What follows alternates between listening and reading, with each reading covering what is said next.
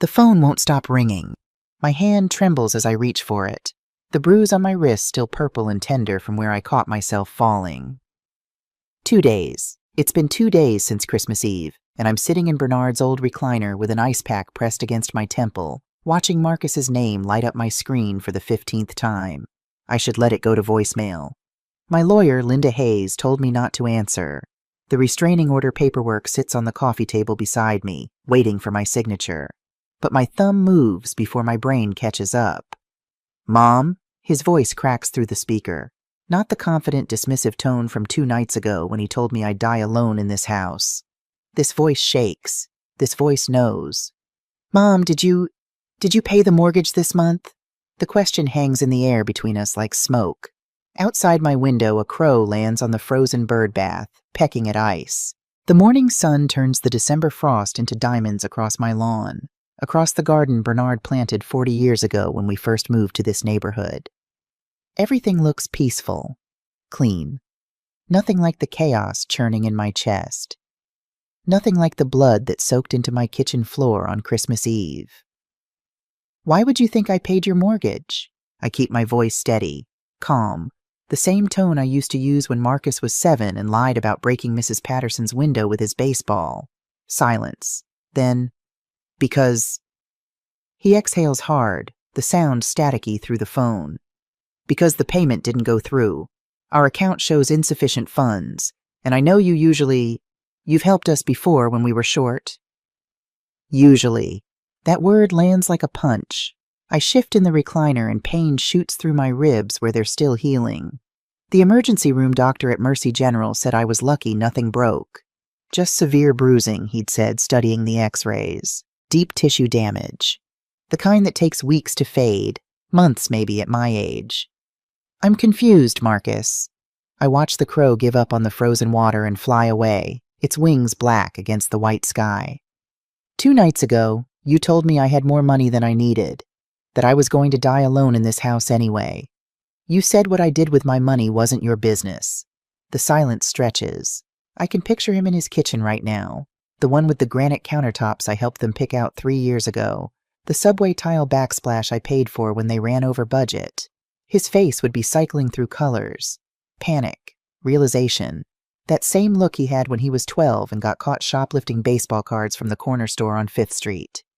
"Mom, listen." "No, you listen."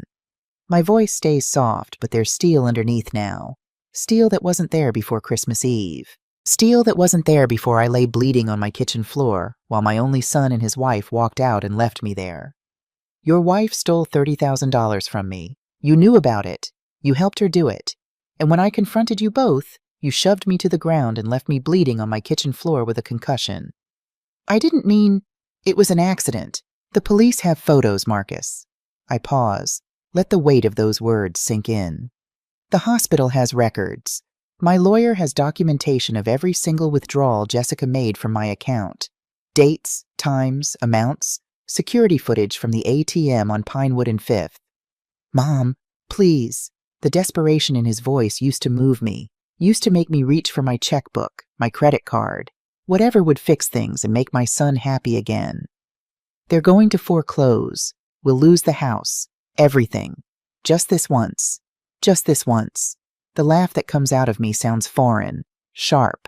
I gave you $20,000 for your down payment 7 years ago, from your father's life insurance. I've covered your car payments, your credit cards, your emergencies, and you repaid me by stealing, by putting your hands on me. I'm sorry. God, Mom, I'm so sorry. Are you sorry you did it? Or sorry you got caught? No answer. The crow that flew away earlier returns with another bird. They circle my yard together, looking for food in the frozen ground, finding nothing. Let me tell you what happened 2 nights ago, I say quietly. Let me tell you exactly how I got these bruises, this concussion, this new understanding of who my son really is. Then maybe you'll understand why I won't help you, why I can't. My name is Coraline Whitmore. I'm 74 years old. I'm a black woman who taught 2nd grade for 42 years at Lincoln Elementary School on the south side of town. I'm a widow of 5 years. I'm a mother to 1 son who I thought I knew. And 2 nights ago, on Christmas Eve, That sun assaulted me in my own kitchen. If you're listening from somewhere far away, drop your city in the comments so I can see how far this has traveled. And please, stay with me until the end. Because this story, my story, it needs to be told. Not just for me, but for every mother who's ever been taken advantage of, every grandmother who's ever been dismissed, every older woman who's ever been called confused or senile when she dared to stand up for herself. This is the story of how I stopped being a doormat, how I stopped letting love be an excuse for abuse, how I chose myself. But to understand Christmas Eve, you need to understand the before. The life I'd built, the woman I used to be, 3 months before Christmas.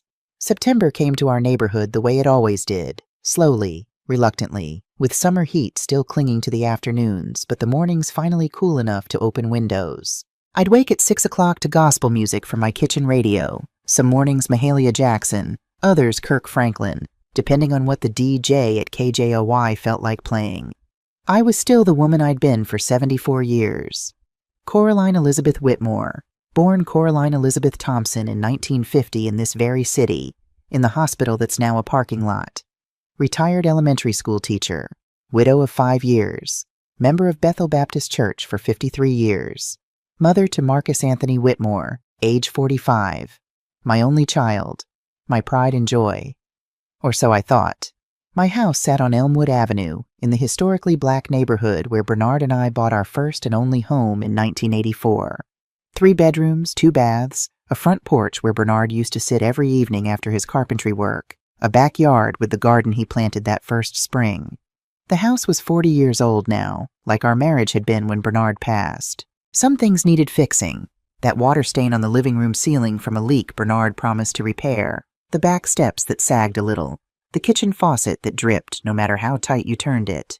But it was ours. Bernard built the porch with his own hands. He'd planted that oak tree in the backyard when Marcus was born, said every son should have a tree to climb. The walls held 40 years of our lives. School photos of Marcus in his 2 big glasses, our wedding portrait from 1970, pictures of Bernard's parents who'd been sharecroppers in Mississippi, my grandmother who'd been born enslaved.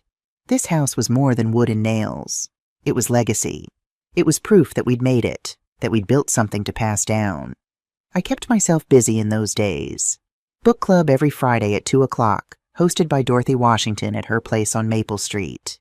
We were 5 women, all between 65 and 78, all black, all either widowed or long married. We'd gather in Dorothy's living room with its plastic-covered furniture and walls full of family photos, and we'd discuss whatever novel someone picked.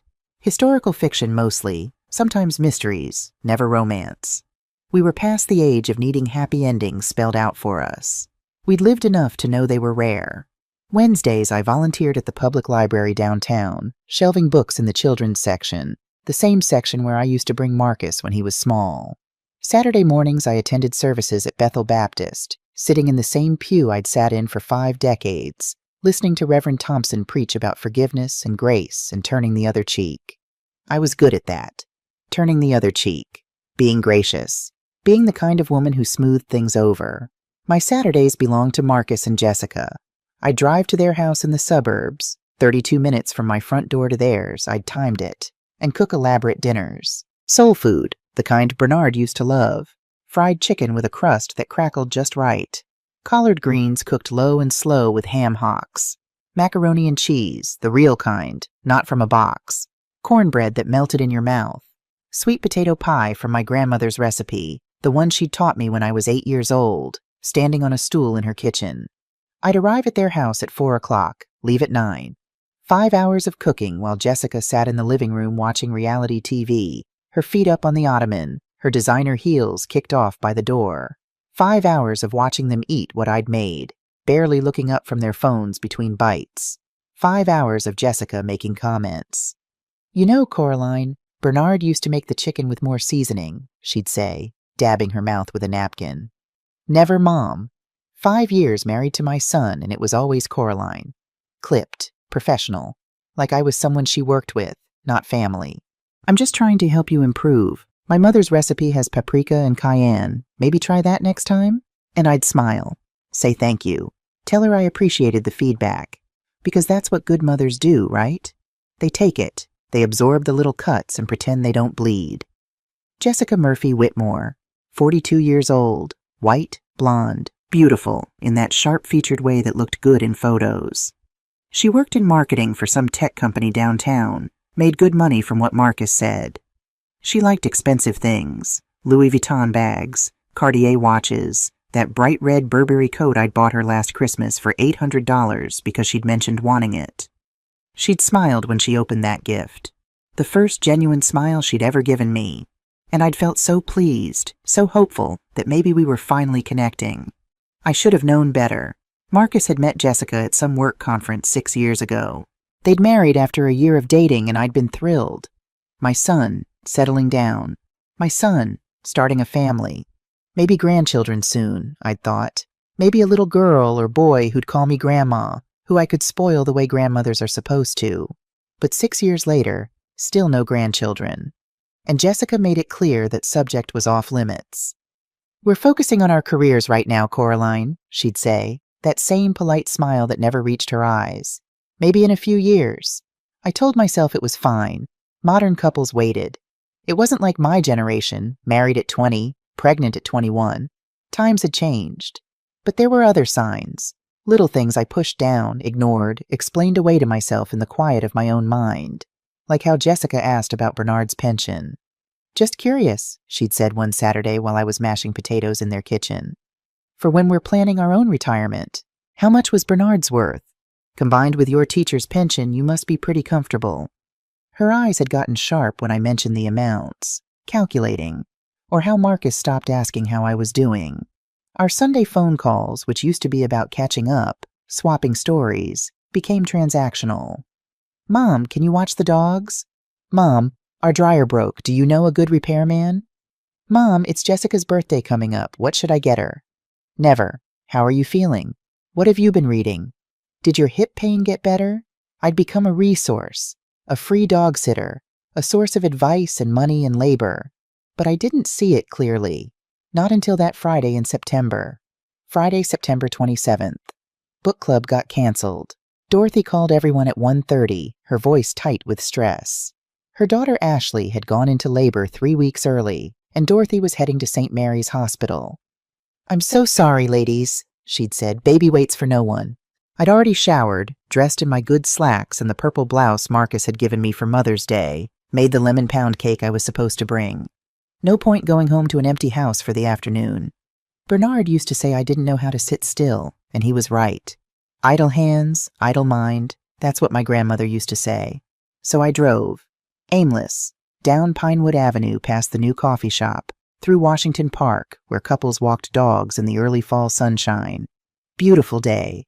The kind Bernard used to love. We'd have gone for a drive, maybe. Found a roadside stand selling apples, bought a peck to make pie. I turned onto 5th Street without thinking. The ATM was there, outside Riverside Bank, the same bank Bernard and I had used for 30 years. I needed cash for the farmer's market tomorrow morning, for the woman who sold fresh peaches. That's when I saw it. The red coat. Burberry, bright crimson wool, designer label. The one I'd given Jessica last Christmas. The one that cost $800 that I'd saved for by skipping my own shopping for 3 months. She was standing at the ATM, her back to me, but I'd recognize that coat anywhere. I'd picked it out myself, wrapped it myself, watched her face light up when she opened the box on Christmas morning. I sat in my Toyota Camry, the 2006 model, with the dent in the rear bumper and the air conditioning that only worked on the highest setting, and stared. Why would Jessica be at this bank? They used First National, across town near their house. Marcus had told me. Better interest rates, better online system. I'd even written checks to Marcus and Jessica Whitmore First National account for various emergencies over the years. Why would she be at Riverside, 32 minutes from her house? I watched as she finished her transaction. Watched as she pulled something from the machine. Cash. A thick stack of it, held together with the bank's white paper band. She counted it quickly, her fingers moving fast, practiced, then glanced around the parking lot. I ducked down in my seat. Stupid instinct, like I was the one doing something wrong. She stuffed the cash in her Louis Vuitton purse, the $2,000 one Marcus had bought her for their anniversary last year, the purchase he'd called me about asking to borrow $800 to cover, and walked to their Mercedes. The white one with the dent in the rear bumper from when Marcus backed into a pole at Target. She drove away. I sat there for 10 minutes, heart pounding in my chest, hands gripping the steering wheel so tight my knuckles went pale. Telling myself there was an explanation. Maybe she was getting cash for a surprise. Maybe Marcus sent her. Maybe I was wrong about which bank they used. But something felt off. Rotten. Like when you open the refrigerator and smell spoiled milk before you even see the carton. I went inside. "Mrs. Whitmore!" Susan Williams smiled when she saw me. Susan had been working at Riverside for 15 years, had helped me open new accounts after Bernard died, had held my hand, literally held my hand, while I cried signing paperwork 5 years ago. "What can I do for you today?" "I need to check my statements." My voice sounded distant, hollow, like it was coming from somewhere outside my body. "My checking account, the one with the emergency access card." Susan's smile faded. She pulled up my account on her computer, her fingers clicking across the keyboard. Scrolled down, down, down. Her smile disappeared entirely. "Mrs. Whitmore," she said carefully, "is everything all right?" "I don't know." I leaned closer to the screen, squinting at the numbers. "Can you show me the last 6 months of withdrawals?" That's when I saw them. Friday, September 20th, 2:15 p.m. $3,000 withdrawal. ATM on Pinewood and 5th. Friday, September 13th, 2:15 p.m. $3,000 withdrawal. Same ATM. Friday, September 6th. Friday, August 30th. Friday, August 23rd. On and on and on. Every Friday. Always $3,000. Always at 2:15 in the afternoon. Always when I was at book club. 8 months of Fridays. 32 withdrawals. 96,000. No. Wait. I counted again, my fingers shaking as I traced down the list on Susan's screen. $24,000. 8 months, 32 weeks, but not every week. Some gaps, but still. $24,000 gone from my account in neat $3,000 chunks. "Mrs. Whitmore?" Susan's voice was very gentle. "Did you make these withdrawals?" "No." The word came out as a whisper. "Do you know who has access to this account?" "My son, Marcus. I gave him a debit card 5 years ago, for emergencies only. When Bernard died and I couldn't think straight. I gave Marcus emergency access, just in case." "Has he ever used it before?" "Once, 2 years ago when his transmission died. He took out $1,500, paid me back in 2 months. Susan's face told me this wasn't a normal situation. This wasn't a son using his mother's emergency card anymore. "Mrs. Whitmore," she said slowly. "These withdrawals, do you have security footage?" "We have security footage from every ATM transaction for 6 months. After that it's archived, but we can request it. Would you like me to pull what we have?" My mouth was dry. My heart was a drum in my chest. "Yes, please." They pulled the footage, sent it to my email, told me I should file a police report, said words like fraud and theft and investigation. Their voices buzzed like insects in my ears, distant and strange, while the world tilted sideways and nothing made sense anymore. I drove home in a daze, sat in my driveway for an hour, staring at my house. The house Bernard built with his hands, the house where I raised Marcus, the house where I'd been safe. When I finally went inside, everything looked the same but felt different, like walking through a stranger's home, like all the furniture had been moved 2 inches to the left and nothing quite fit anymore. I opened my laptop with shaking hands, clicked the email from Riverside Bank, downloaded the security footage, hit play. There she was, Jessica Murphy Whitmore, in that red Burberry coat, Friday, September 20th, 2:17 p.m., sliding a card into the ATM, punching in numbers, taking cash, looking around quickly, then stuffing it into her purse. I clicked the next video. Friday, September 13th. Same thing. Same coat, same practiced movements, same guilty glance around the parking lot. Friday, September 6th. August 30th. August 23rd. I watched 8 months of Fridays. Watched my daughter-in-law steal from me in high definition, her face clear in every frame. Sometimes she looked nervous, checking over her shoulder. Sometimes she looked bored, scrolling on her phone while my money came out of the machine. Once, God help me, once she was laughing at something on her screen while $3,000 of my money slid into her hands. The Mercedes was always in the background. Marcus's car, which meant either he was with her, or she had his keys, or... I called Marcus's number before I could talk myself out of it. It rang 4 times. Then, "Hey, Mom!" His voice was distracted. I heard keyboard clicking in the background. "Kinda busy. What's up?" "The debit card I gave you for emergencies." My voice didn't shake. Strange. I felt like I should be shaking, crying, screaming. But my voice came out calm. Flat. "The one connected to my checking account. Where is it?" Pause. The keyboard clicking stopped. In my wallet." "Why?" "Are you sure?" "Yeah, I'm sure. Mom, what's this about?" "Check right now, please." I heard rustling. A drawer opening. Silence that stretched too long. "It's here," he said finally. "Right where it always is, in my wallet. Can you tell me what this is about?" "Can you read me the number on the card?" "Mom, seriously. Read me the number, Marcus?" He did. I checked it against the account number on my statement. Same card, same number. "When's the last time you used it?" I asked. "I don't know. 2 years ago? When my transmission died? You said it was for emergencies only." "Have you ever given it to Jessica?" The silence stretched too long, stretched into a chasm. "Marcus?" "She needed it once," he said quietly, carefully, like he was picking his words from a minefield. "Last December, for Christmas shopping. Our credit cards were maxed out and she had gifts to buy, and I told her she could just take out a little. How much is a little? I don't know. 3,000? She said she'd pay it back right away." My living room tilted. I gripped the arm of Bernard's recliner, the leather cracked and soft under my fingers, the chair that still smelled like his Old Spice cologne 5 years later. "Did she pay it back?" My voice was very, very calm. I assumed." His voice changed, shifted into something defensive. "Why are you asking about this? Did something happen with your account? I'll call you back." I ended the call before he could respond. I spent 3 days gathering evidence. I pulled every bank statement from the past 8 months, made a spreadsheet on my computer. Marcus had taught me how to use Excel years ago, showed me how to make neat columns and rows, with dates and amounts and times. I requested more security footage. I built a case like I was preparing for trial. Because maybe I was.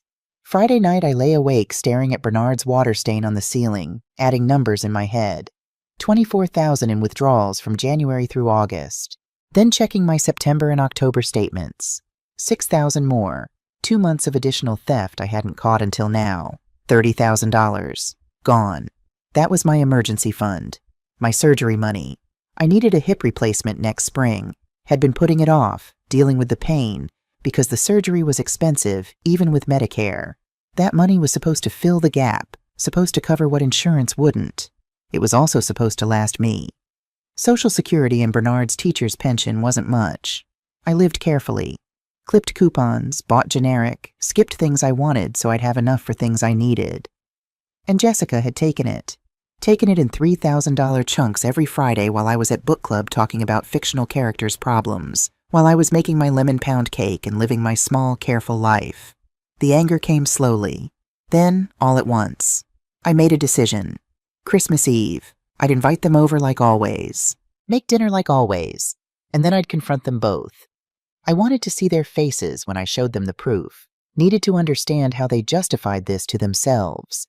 Needed to give them a chance to explain, apologize, make it right. Some part of me, some stupid, hopeful part, still thought maybe there was an explanation, a misunderstanding, something that would make sense of this betrayal, that would let me keep my son, keep my family, keep believing that the people you love don't destroy you. I was wrong. 3 days after the discovery, I didn't call Marcus back that night, or the next day, or the day after that. Instead, I tested him. Sunday evening, our usual phone call time, I dialed his number, kept my voice light. Normal. "Hi, sweetheart, just calling to confirm Saturday. You and Jessica are still coming for Christmas Eve dinner, right?" "Yeah, Mom, same as always." He sounded distracted, tired. "Listen, I've got to finish this project." "Of course, honey. I'll let you go. Love you." "Love you too." He didn't ask how I was, didn't mention the debit card conversation from 3 days ago. Didn't seem to remember he'd admitted his wife had used my emergency card, that she'd taken $3,000 and never paid it back. Or maybe he remembered perfectly well. Maybe he just didn't care. I called him again Wednesday. Casual. Marcus, I was going through some old papers. That debit card I gave you. Have you kept track of when you've used it? For my records? A pause. Then, I told you, Mom. Just that once. 2 years ago. Why are you so worried about this? No reason, sweetheart. Just organizing my finances. You know how forgetful I'm getting at my age. I let my voice go vague, confused, the way Jessica always implied I was. Can't keep track of things like I used to. Maybe you should see a doctor about that. His voice softened with what might have been genuine concern, or might have been something else. Memory issues are common at your age. There it was. The seed they'd planted. The narrative they'd been building. Old woman. Forgetful. Confused. Can't trust her own mind. I almost laughed. Almost told him right then that I had security footage, bank statements, enough evidence to bury them both. But I didn't. Because I needed to see their faces. Needed to watch them lie to me one more time before I burned their world down.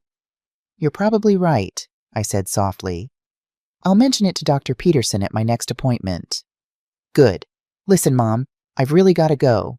See you Saturday, honey. 4 o'clock. Actually, Jessica wants to come early. Help you cook. She said 4:30? Help me cook. Jessica, who'd never lifted a finger in my kitchen except to criticize, suddenly wanted to help. That's wonderful, I said. I'll see you both then. After I hung up, I sat in Bernard's recliner for a long time, staring at nothing. Then I called Linda Hayes. Linda Hayes, attorney at law. I'd met Linda 5 years ago when Bernard died, when I needed help with the estate, with changing titles and accounts and all the paperwork that comes with death. She was a black woman in her late 50s, sharp as a tack, with silver streaks in her natural hair and reading glasses that hung on a beaded chain around her neck. She'd held my hand through Bernard's funeral arrangements, had made sure I wasn't cheated by the funeral home, hadn't let them upsell me on caskets and services I didn't need. She'd been kind but firm, protective but professional. Coraline, her voice was warm when she answered. It's good to hear from you. How are you managing? I need help, Linda. Legal help. Her tone changed immediately, sharpened. What's happened? I told her everything.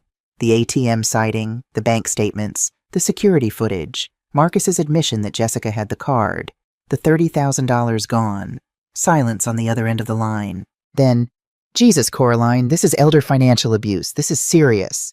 I know. Do you have documentation? Bank statements going back 8 months, security footage, account numbers, dates and times. I've made a spreadsheet. Good. That's good. Papers rustled in the background. What do you want to do about this? I want to confront them. Christmas Eve. I'm having them over for dinner. Coraline, I need to see their faces, Linda. I need to hear what they say when I show them the proof. My voice cracked. I need to know if my son is really this person. If he really helped his wife steal from me. And if he did? Then I press charges. Both of them. More silence. Then Linda's voice, gentle but firm. I think you should file a police report first. Document this officially. Then confront them with a lawyer present, or don't confront them at all. Let the system handle it. I can't do that. Not yet. Not until I give them a chance to explain. Coraline, please, Linda, just be ready. Have the paperwork drawn up, restraining orders, payment plans, whatever I need. I'll call you after Christmas. I promise. She sighed. All right, but I'm not happy about this. And the minute you feel unsafe, you call 911. Don't try to handle this alone. I won't. That was a lie, but she didn't need to know that. Christmas Eve arrived cold and clear. I woke at 6 o'clock, same as always. Gospel music on the radio, the Weenans singing Tomorrow, while I showered and dressed. I chose my red sweater, the one Marcus had given me 3 years ago for my 71st birthday. Soft cashmere, probably expensive, though he'd never said. One of the few gifts he'd given me in recent years that wasn't just a gift card. I started cooking at 7. Turkey breast for 3 people, no point making a whole bird. Mashed potatoes with real butter and cream, the way Bernard liked them. Collard greens cooked low and slow with ham hocks and a splash of vinegar. Macaroni and cheese, 3 kinds of cheese, baked until the top was golden and crispy. Cornbread from scratch, my grandmother's recipe that I could make in my sleep. Rolls that I'd let rise twice for maximum fluffiness. And pies. Sweet potato pie with a lattice crust. Pecan pie with Georgia pecans I'd ordered special. My grandmother's recipes, passed down through 4 generations of women who'd cooked in kitchens that didn't belong to them, who'd fed families that didn't always appreciate them. I worked methodically. Precisely. Each dish prepared with care, even though I knew how this dinner would end. Even though I knew that by tonight, everything would be broken. The bank statement sat folded in my apron pocket. I'd touched it so many times over the past 3 days that the paper had gone soft, almost like fabric, like something I could carry close to my heart. I wasn't nervous. That surprised me. I'd spent 3 months being the woman who accepted things, who explained away red flags, who convinced herself that family was supposed to feel like this. Slightly painful, mostly disappointing, but binding nonetheless. That woman was gone. The woman rolling out pie dough in her kitchen at 8 o'clock on Christmas morning was someone harder. Someone who'd spent 74 years being kind and gotten nothing but theft and dismissal to show for it. The cookies were in the oven, sugar cookies shaped like stars and trees because Marcus had loved them as a child, when the doorbell rang. 4:47. Early. They weren't supposed to arrive until 6. Through the frosted glass of my front door, I saw the Mercedes in my driveway, exhaust puffing white into the December air. Saw 2 figures on my porch. I wiped flour from my hands. Checked my reflection in the hall mirror. The same mirror that had been there for 40 years, that had reflected my face getting older, year by year. Smoothed my hair. Put on the smile I'd practiced. Then I opened the door. "Mom!" Marcus swept inside, bringing cold air and expensive cologne. Tom Ford, probably, the kind that cost $200 a bottle. He kissed my cheek without looking at me, already moving toward the living room. "We're early. Jessica wanted to help with dinner." Jessica glided past, heels clicking on my hardwood floors. She carried a store-bought pie, still in its plastic container from Walmart. Apple, from the label, $3.99. "Merry Christmas, Coraline." Never Mom, never even Mother. Always my first name, like we were co-workers who tolerated each other at company picnics. I closed the door, followed them to my kitchen. My heart was beating fast now, but my hands stayed steady. "Wine," Jessica announced, opening my refrigerator without asking. She pulled out the bottle of Chardonnay I'd been saving, a nice one, $30 that Dorothy had given me for my birthday. Jessica poured 2 glasses, one for Marcus, one for herself, nothing for me. She sat at my kitchen table, Bernard's table, the one we'd bought when Marcus was a baby, solid oak built to last, and sipped her wine. Her nails were freshly manicured, French tips that probably cost $60. Her sweater was cashmere, cream-colored, with a designer label I could see peeking out at the neckline. "You know, Coraline," she said, crossing her legs, "I saw the cutest coat at Nordstrom yesterday, camel cashmere. On sale for only $1,200. I was thinking maybe for my birthday next month?" My birthday was in 3 weeks. No one had mentioned it. "Actually," I said, my voice cutting through her words like a knife through butter, "I need to discuss something important." Marcus loosened his tie. He was wearing a suit, Hugo Boss if I remembered right, the kind that cost over $1,000, for a casual Christmas Eve dinner at his mother's house. "Can it wait, Mom? We've had a long day." "No." I pulled the bank statement from my pocket, unfolded it carefully, smoothing the creases against the table. "It can't." The paper crinkled in the sudden silence. The radio kept playing.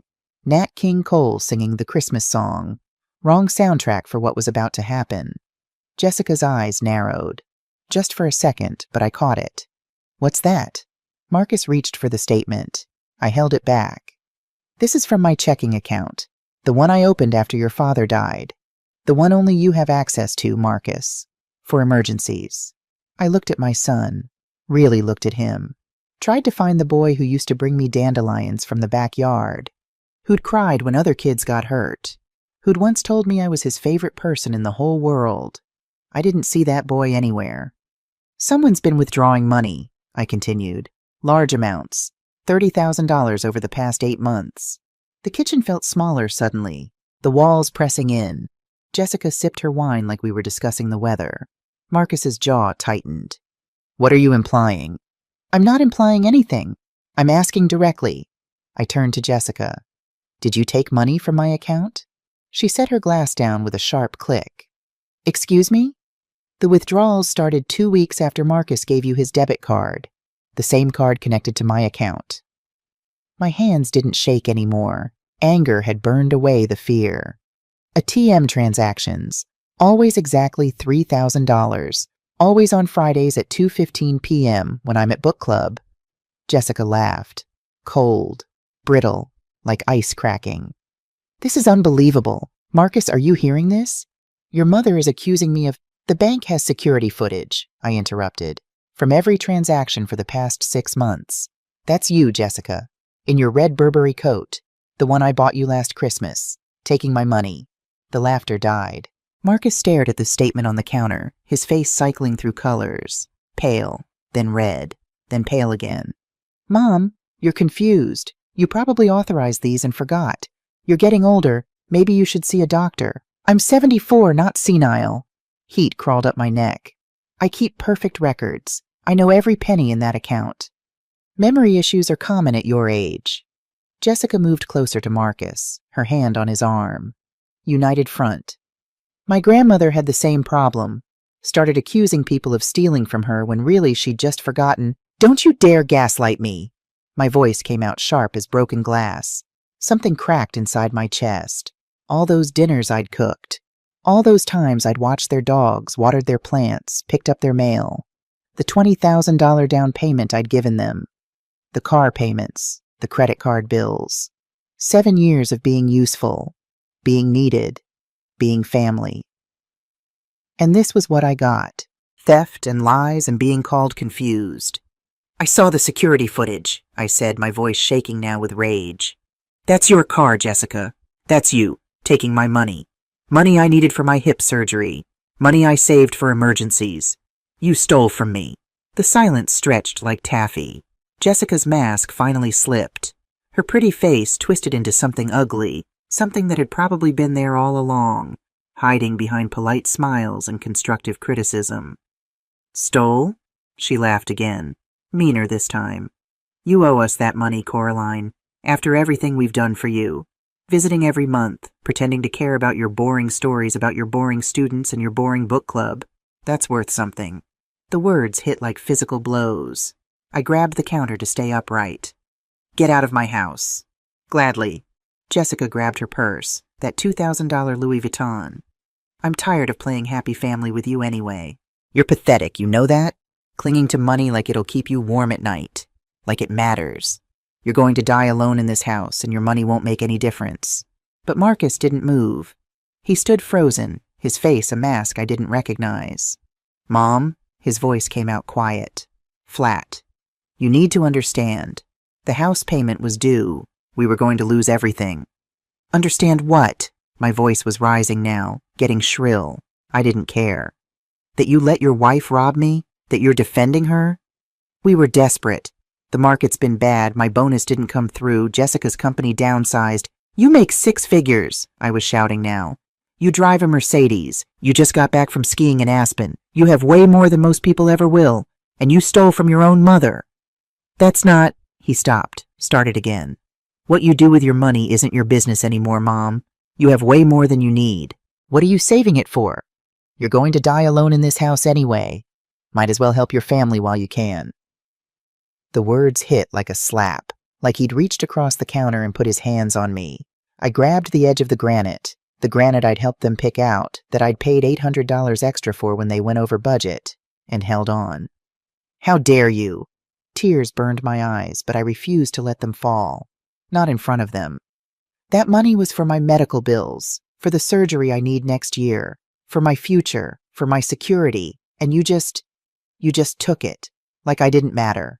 Like I was just a bank account with no feelings. That's not— Mom, you're making this— Marcus moved toward me, his face twisted with something between anger and guilt. Get out. My voice shook. Both of you, now. Jessica was already at the door, her coat in her hands. Come on, Marcus, let's go. Let her rot here with her precious money. But Marcus hesitated, stood there in my kitchen, in front of the stove where I'd cooked him 1,000 meals, at the table where he'd done his homework as a child in the house his father built. "This is your fault," he said finally. "You made us do this. If you'd just been reasonable, if you'd just helped us when we asked." "I gave you $20,000, I screamed. "I've given you everything. It wasn't enough." And there it was, the truth, raw and ugly and final. It would never be enough. I would never be enough. Not as a mother, not as a person, not as a source of endless money and support and sacrifice. I grabbed the wine glass Jessica had poured for herself, my Chardonnay, from my refrigerator that she'd taken without asking, and threw it. Not at them. Never at them.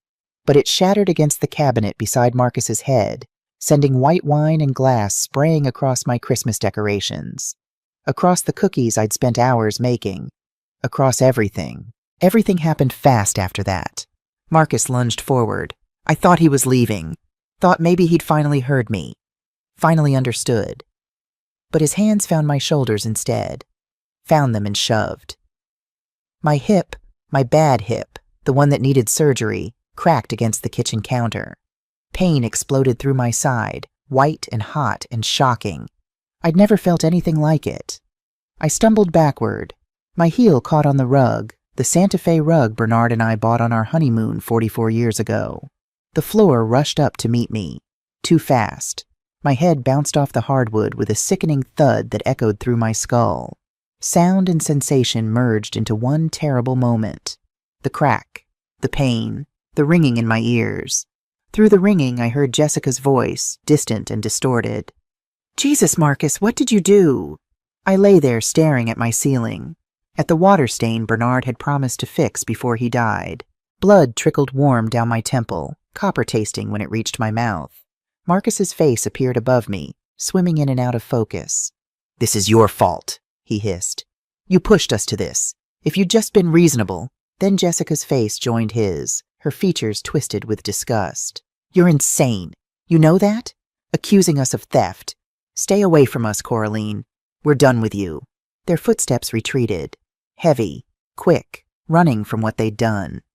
The front door slammed. The Mercedes engine roared to life, faded away into Christmas Eve silence. I lay there alone.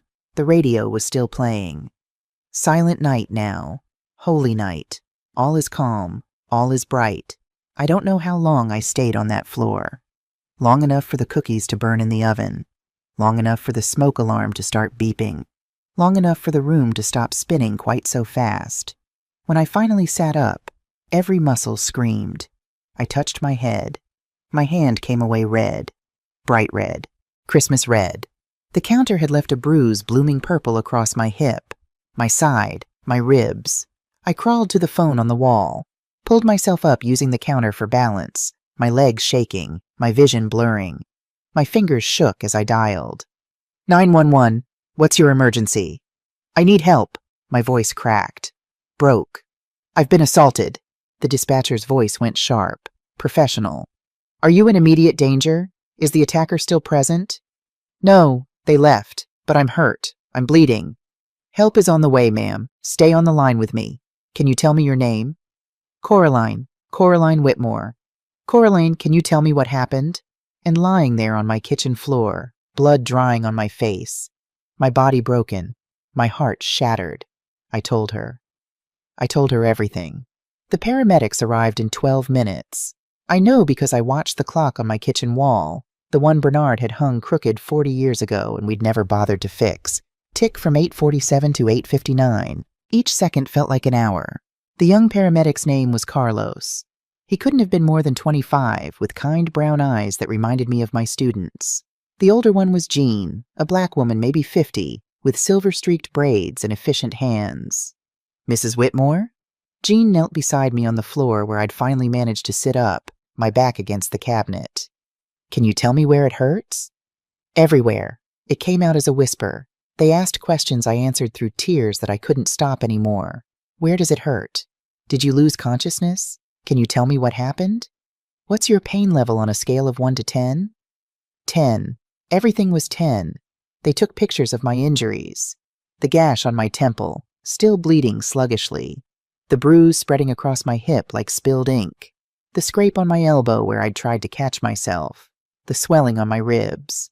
"Ma'am," Jean said quietly while Carlos radioed for police backup. "You should press charges. This is assault. Domestic violence. It doesn't matter who did it." It was my son. The words felt strange in my mouth. Foreign. My only son. Jean's eyes were kind but firm. "Doesn't matter. Family doesn't get a pass on putting hands on you. This is serious, Mrs. Whitmore. You could have a concussion. Your hip might be fractured." I know. I did know. I'd taught second grade for 42 years. I'd filed reports about bruises on children, about suspicious injuries. I knew what abuse looked like. I just never imagined I'd be on this side of it. The police came next. Officer Rodriguez, a Latino man in his 40s with a wedding ring and tired eyes. Officer Kim, younger, Asian, with a notebook and a gentle voice. More questions, more photos. They gave me a case number, 24-87532, and said someone from the detective unit would follow up, asked if I felt safe, if I had somewhere else to go. "This is my home," I said. My voice was stronger now, hardened by something cold settling in my chest. "They don't get to take this too." After they left, after Carlos and Jean had bandaged my head and insisted I go to the hospital, I refused, signed a waiver against medical advice. I sat in Bernard's recliner with an ice pack pressed against my skull. The house felt different now, violated, like Marcus and Jessica had brought something rotten inside, and it was still here, clinging to the walls, seeping into the floorboards. I'd built my life around being a good mother, a good wife, a good woman. I'd sacrificed and compromised and swallowed my needs until I'd nearly disappeared. And what had it gotten me? Lying on my kitchen floor, bleeding, while my son told me it was my fault. No more. I pulled out my phone, called Linda Hayes, left a voicemail with the basics, my voice steady now, mechanical, called my financial advisor next, left another message. By the time I finished making calls, my tears had dried. My hands had stopped shaking. I made one more call, to Dorothy. "Coraline?" Her voice was warm with sleep. "Honey, it's almost midnight. Is everything okay?" "No," the word came out broken. "Dorothy, I need you. I'm on my way." Dorothy arrived 20 minutes later with her daughter Ashley, the one who'd just had a baby, and Ashley's husband Jerome. They took one look at me, and Dorothy started crying. "Who did this?" Jerome's voice was tight with anger. "Marcus." I couldn't say more, couldn't explain. The words caught in my throat like broken glass. Dorothy held me while I cried. Really cried this time. The kind of crying that comes from somewhere deep and dark, from a place where you keep all the hurts you've been pretending don't exist. Ashley made tea. Jerome called his cousin who was a nurse, put her on speakerphone so she could walk me through checking for signs of concussion. They stayed until 3 in the morning, taking shifts watching me sleep in case I needed to go to the hospital after all. When they finally left, Dorothy squeezed my hand. "You press charges, Coraline. You hear me? I don't care if he's your son. What he did, that's evil. That's unforgivable." "I know," I said. And I did. Christmas Day passed in silence. I didn't cook, didn't decorate, just iced my injuries and made lists. Detailed lists of every dollar in every account, every asset in my name, every piece of evidence I had. The day after Christmas, my phone rang at 9:23 a.m. Marcus's name lit up the screen. For a moment, I just stared at it, watched it ring, let my thumb hover over the decline button. But curiosity won. Or maybe it was something darker, the need to hear what excuse he'd manufacture, what apology he'd craft. "Mom," his voice cracked. "Mom, did you pay the mortgage this month?" And we were back to the beginning, full circle. I sat in Bernard's recliner, looked out at the winter-dead garden. A crow pecked at the frozen ground, searching for something that wasn't there. "Why would you think I paid your mortgage?" "Because..." He exhaled hard. "The payment didn't go through. Our account shows insufficient funds. And I know you've helped us before when we were short. Usually." "I'm confused, Marcus."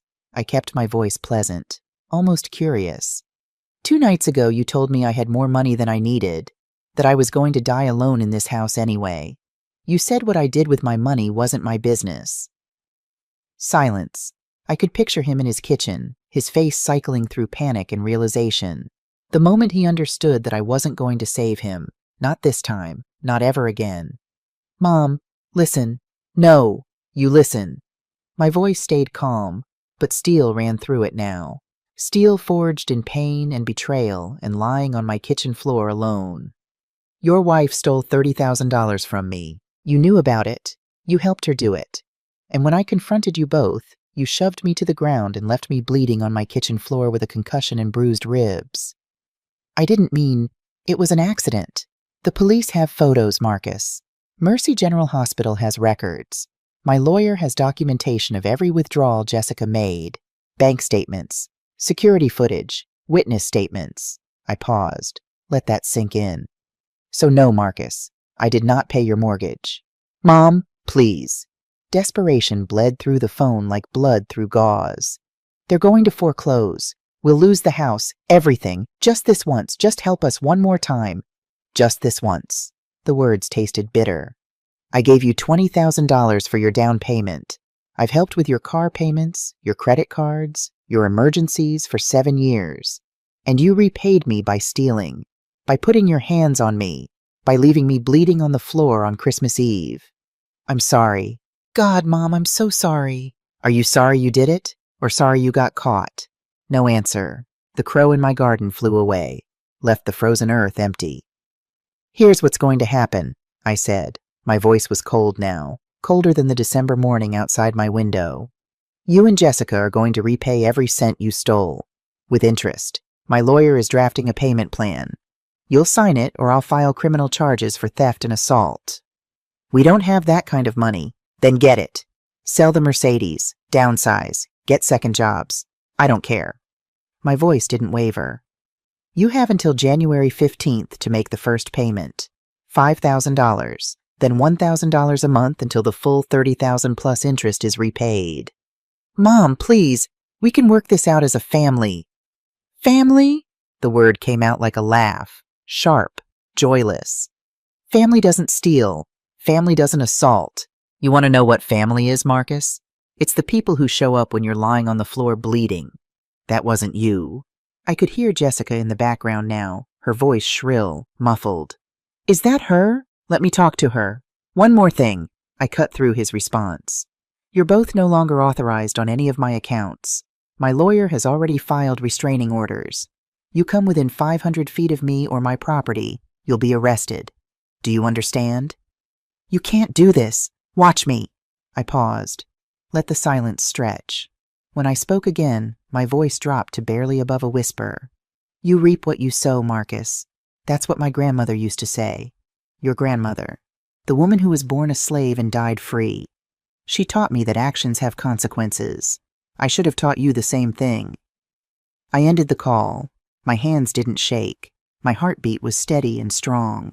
Through the window, snow began to fall. Soft. Quiet. Covering the dead garden in white. January 15th came and went. No payment. No contact beyond the 17 calls, 12 voicemails, and 43 texts I'd blocked after the first week. So Linda filed the charges. Theft, elder financial abuse, assault and battery. I thought I'd feel guilty. Thought there'd be some moment where maternal instinct kicked in and I'd want to take it all back. Save him one more time. That moment never came. Instead, I felt lighter. Like I'd been carrying a weight for so long I'd forgotten what it felt like to stand up straight. The criminal investigation moved slowly. Detective Sarah Rodriguez, no relation to Officer Rodriguez who'd come Christmas Eve, kept me updated. Said these cases took time, said I was doing the right thing, said she wished more victims had the courage to follow through. Victim. I was a victim now. Strange how a word could be both accurate and completely wrong at the same time. In March, I got a call from a real estate agent.